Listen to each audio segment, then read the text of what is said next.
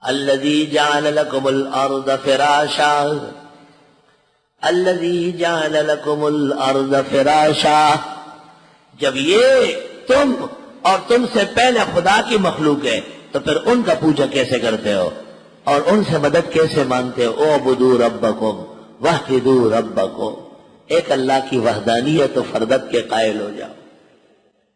کون سا خدا؟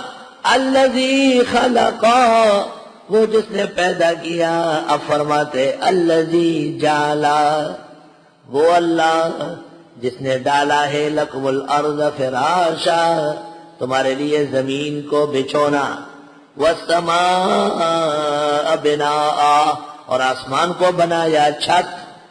بنا کہتے تعمیر کو، یعنی آسمان خیال نہیں ہے، وجود ہے۔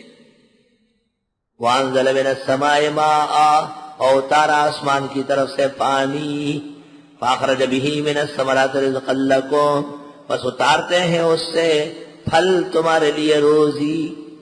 فلا تجعلوا للہ اندادا، بس مت بناؤ اس اللہ کے لیے شریک، وانتم تعلمون، تم جانتے ہو۔ یہ اللہ تعالیٰ کی ربوبیت کے اوصاف اللہ رب العالمین نے بیان فرمائے کہ اللہ تعالیٰ کیسے پہچانو گے۔ پہلا مسئلہ ہے خالقیت کا، الذی خلقہ۔ دوسرا مسئلہ ہے جعل کا، کیونکہ سورہ انعام میں وجعل الظلمات والنور ہے تو فرمایا الذی جعل۔ تیسرا مسئلہ ہے نزول برکات کا، فرمایا الذی انزل۔ چوتھا مسئلہ ہے اثرات کا، فرمایا فاخرج به من الثمرات رزقا لکم۔ خلقہ اس کا فعل ہے، جعلا خدا کا فعل ہے، انزلہ خدا کا فعل ہے، اخرجہ اس کی قدرت کا کرشمہ ہے۔ تو تمہیں کیا حق ملتا ہے؟ کسی کو کیسے حق پہنچتا ہے کہ وہ ایک اللہ کے علاوہ کسی اور کو پوجے؟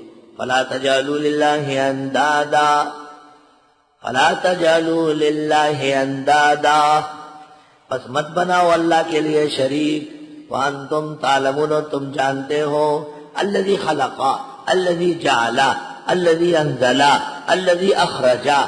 علماء کہتے ہیں یہ دلائل آفاقیہ ہے، آسمان و زمین کی دلائل ہے۔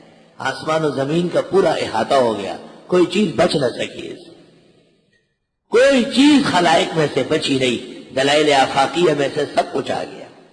اور فلا تجعلوا للہ، یہ ثمرہ دلائل ہے۔ دلائل کیوں دی جاتی ہے؟ کہ تم شریک نہ ٹھہراؤ، شریک نہ ٹھہراؤ۔ اللہ اکبر۔